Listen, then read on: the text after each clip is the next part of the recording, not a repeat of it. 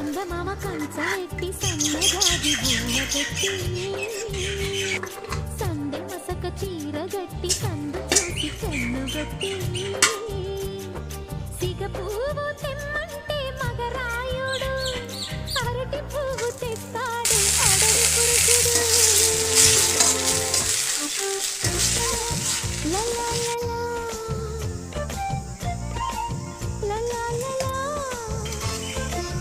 చందమామ కంచమెట్టి సన్నజాజి బొమ్మ పెట్టి